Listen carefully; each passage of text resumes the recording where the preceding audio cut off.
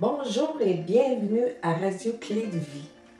Mon nom est Justine Belland et j'animerai pour vous aujourd'hui la chronique Respectez vos frontières. Je dois vous dire aussi que je suis auteure, conférencière et que je suis la fondatrice du Centre Vas-y.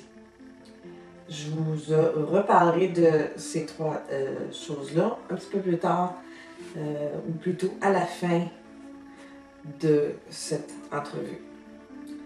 Alors, aujourd'hui, le sujet est quand les émotions gèrent notre vie. C'est très important pour moi de faire la différence entre les émotions versus les états d'âme. Et ce qui cause tout ça, souvent, et je dirais même presque toujours, c'est l'ego qui prend le contrôle de notre vie. L'ego contrôle à ce moment-là toutes nos émotions. Et c'est très difficile de les gérer à ce moment-là, étant donné que ce n'est pas nous autres qui en avons le contrôle. Je vais, comme à mon habitude, vous raconter une petite histoire qui est une analogie. Alors, imaginez-vous que vous voyez une calèche avec un passager, avec un cocher et avec un cheval. Le cheval représente nos émotions. Le cocher représente notre ego. La calèche représente notre inconscient. Et le passager, notre intuition, notre âme, appelons ça comme on veut. Alors, vous imaginez que si le cocher n'écoute pas ce que le passager, où veut aller le passager, il risque de diriger le cheval un peu n'importe comment, n'importe où. Donc, à ce moment-là, le cheval part à l'épouvante et la première chose qu'on sait, c'est que nos émotions sont en dents de scie. On ne sait plus comment les contrôler, on n'a plus de contrôle sur notre vie. Et la vie est carrément invivable.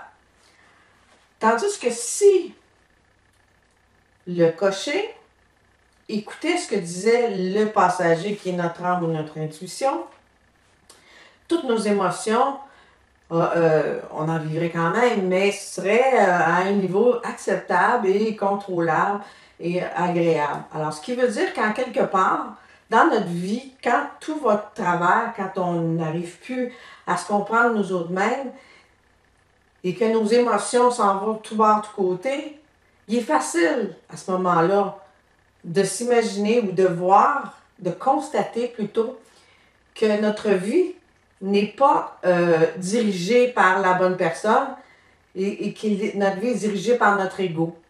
À ce moment-là, nous avons des intérêts, nous avons des points de vue différents des autres et nous voulons absolument faire valoir ces points-là. Nous voulons avoir raison à tout prix. Nous sommes des victimes. La vie est contre nous, etc., etc. Ça veut simplement dire que c'est notre ego qui contrôle notre vie. C'est un outil, l'ego, le mental, est un outil dans la vie qui devrait nous servir, parce qu'on ne peut pas l'éliminer de toute façon, mais c'est important d'en avoir, mais pas qu'il y ait les rênes de notre vie, pas qu'il fasse aller nos émotions, notre cheval, tout bas, tout côté. Alors, il est important de lui donner le rôle qu'il a à jouer et non lui donner le contrôle de notre vie. Voyez-vous la différence? Il y a une nuance entre les deux.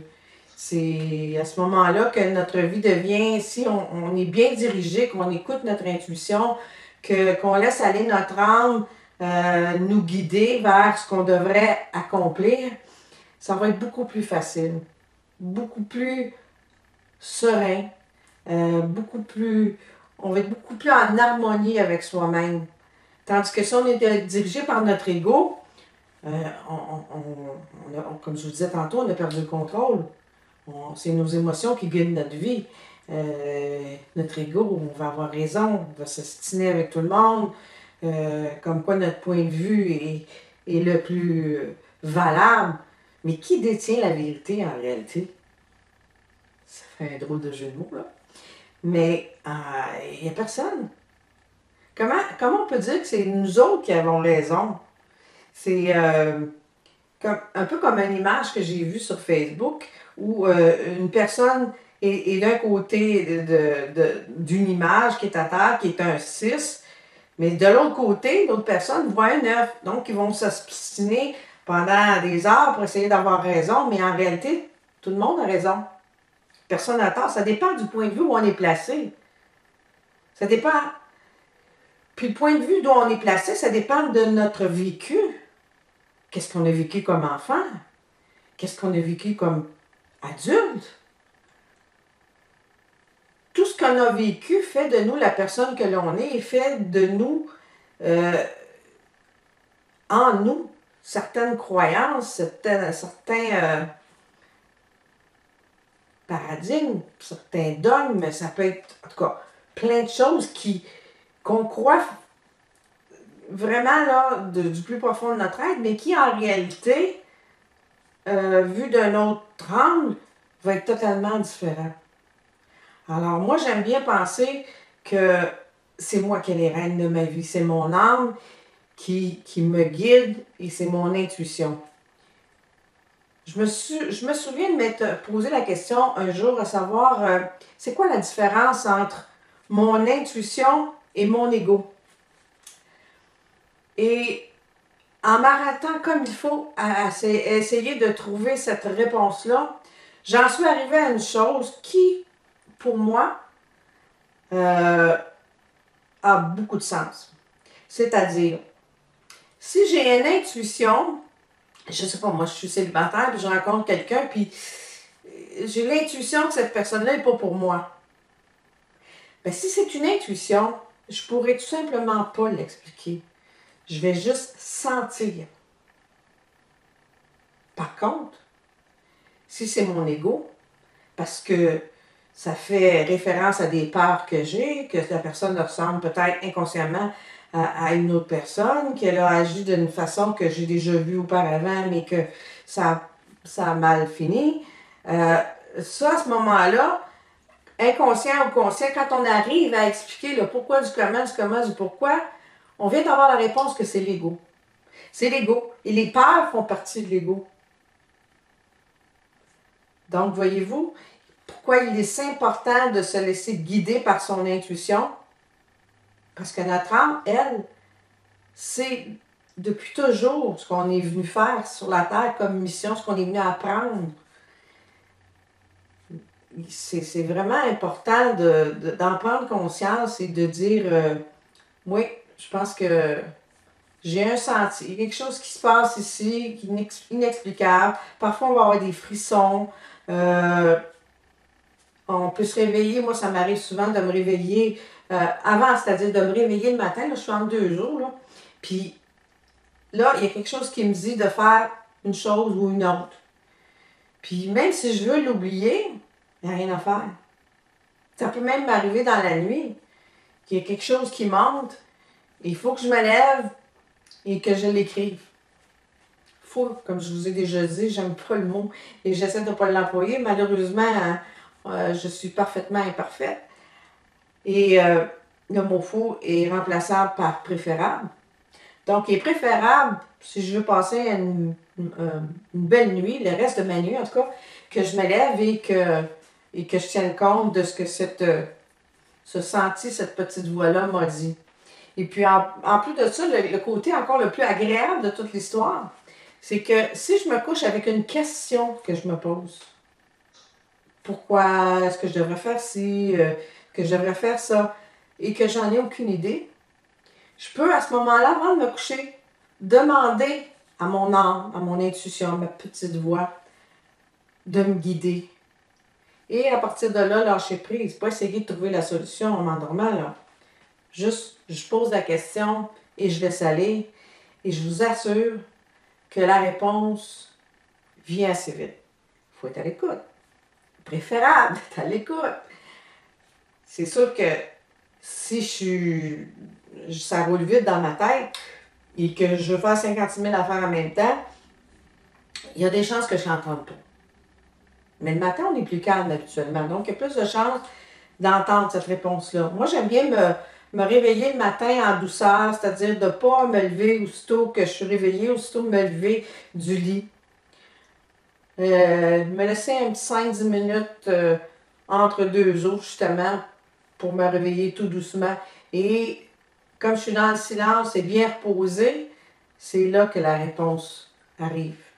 Des fois, c'est pas la même journée, c'est pas le même matin, mais on peut le demander. Une journée, 2 jours, 3 jours. Et vous allez voir, ça apparaît à un moment donné, c'est un pop-up qui vient. Souvent au moment où on s'en attend le moins. Mais c'est ce qui fait que la vie est plus agréable. Parce que là, à ce moment-là, c'est plus nos émotions qui gèrent notre vie, c'est vraiment notre âme, notre intuition, notre petite voix. C'est pas mal non plus si on ne peut pas se taper sur la tête si jamais on n'a pas fait ça toute notre vie, puis que c'est nouveau, on découvre ça. Parce que tous les chemins qu'on a empruntés nous ont appris quelque chose. C'est juste plus long. C'est un peu comme décider d'aller à Québec, de passer par la 20, et au lieu de passer, je sais pas, par les petits chemins de campagne. Chacun a un bon côté. La 20, ça va plus vite, si on n'a pas de trafic. Mais le chemin de campagne nous permet de voir des belles fleurs, je sais pas moi, des beaux paysages, d'arrêter dans des petits endroits pour relaxer. Bien entendu que ça peut... une route comme l'autre, on peut avoir une crevaison. À ce moment-là, ça va prendre un coup de main. C'est peut-être moins long de recevoir un coup de main par le chemin de campagne, parce qu'il y aura des garages autour. Par contre, la veille, avec notre cellulaire, on CAA et ils vont être là. Donc, que ce soit un chemin ou l'autre, on est toujours au bon moment, à la bonne place. Et ce qui nous arrive est toujours la bonne chose au bon moment. Si ce n'est pas une expérience merveilleuse, ça va être une leçon de vie, tout simplement. Il reste à l'accepter, à l'accueillir. L'accepter, c'est peut-être un peu délicat dans certaines situations, mais l'accueillir quand même, c'est apprendre à dire, bon, OK, il fallait qu'il arrive telle chose. Si c'est une situation difficile, comme je vous dis, tout simplement se dire, OK, qu'est-ce que j'avais à apprendre?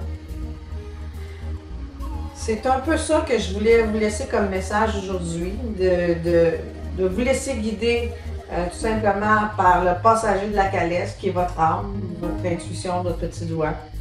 Et si jamais vous voyez que votre cheval s'enflamme, c'est tout simplement que vos émotions à ce moment-là sont guidées par votre ego, votre mental, qui n'est pas supposé d'être votre guide dans votre vie. Je vous dirais que la fin de l'émission arrive bientôt. Alors, comme ça tire à sa fin, je vous dirais que si jamais vous avez manqué le début, vous pouvez toujours regarder en bas ici, vous avez un bouton réécouter que vous pouvez vous servir autant de fois que vous désirez. Et je vous invite aussi à partager ce que vous avez aimé de cette vidéo-là à vos amis si jamais vous pensez que ça pourrait peut-être leur aider, qui vivent des moments difficiles ou autres. Et je vous dirais aussi que la radio Clé de Vie vous procure en même temps aussi un autre aspect, c'est-à-dire le magazine web et la TV web que vous pouvez aussi accéder. Alors, je vais vous inviter à me rejoindre à ma prochaine émission la semaine prochaine. Il y aura un autre petit 15 minutes que je vous partagerai. Et en attendant, je vous montre ici les livres que j'ai écrits, qui sont mon autobiographie. Donc, vous avez ici Un jour à la fois, des épines dans le cœur, qui est ma vie de 0 à 33 ans. Et ici, un livre de 468 pages qui vous dit Un jour à la fois, foi comme croyance et non comme religion. Même si j'ai rien contre la religion, c'est spirituel et non religieux. Et de l'ombre à la lumière. Alors, celui-là,